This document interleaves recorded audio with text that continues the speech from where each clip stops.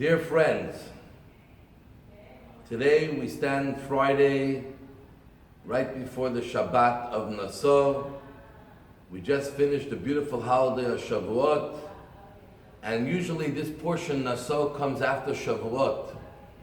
Naso is talking about appointing the various families of the tribe of the Levites to do their work connected to the tabernacle, especially in moving it from one place to another.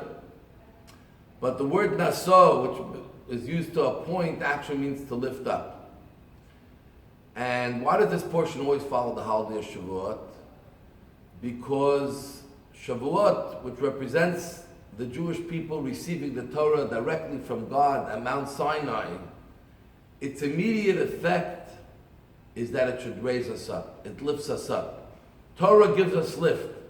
It gives us purpose. It gives us guidance. It gives us motivation. It gives us clarity. And it connects us to Hashem. And the message of the Torah is that once we receive it, how do we translate it? How do we put it into our lives and let it affect our daily activities, not only when we do a mitzvah, but even the regular mundane activities that we do on a regular basis? And it's interesting that there were 3 Levite families.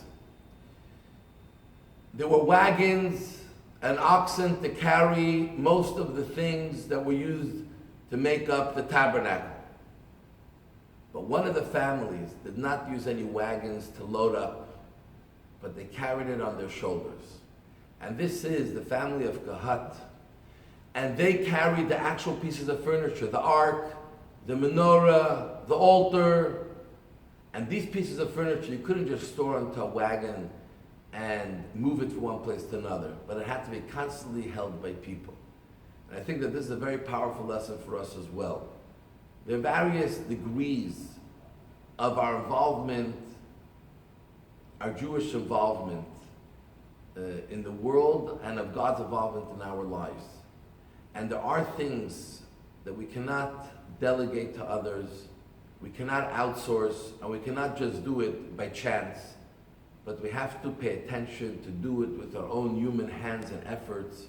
It has to be as if we're carrying it ourselves and we feel the weight. A weight that doesn't burden us down, but a weight that lifts us up. There's a story of a woman who came by the Rebbe for dollars. At the end of a long Sunday, when the Rebbe was standing 5 or 6 hours, having given dollars for charity to thousands of people, it's making them emissaries to give that dollar to charity. And the woman asked the Rebbe, "Rebbe, I'm half your age, and I was waiting in line for an hour and a half, and I'm tired. How is it that you're giving out these dollars for 5, 6 hours straight, and you don't look tired?" And the Rebbe says that when you give someone a sack of stones, and you tell them climb up the mountain with the stones, it'll be very hard for them to carry that weight. But if you put in the sack diamonds and you say climb up the mountain with those diamonds, no one will have a hard time climbing up the mountain. And that is how the Rebbe said, I look at every single Jew. Every Jew is a diamond. God gave us the Torah, His treasure. He gave us a sack of diamonds. Let's hold it close. Let's look to be involved, not only in the actual doing of a mitzvah, but even the preparation. Tonight is coming Shabbat. Take a few minutes before to prepare. Get dressed in nice clothes, a white shirt.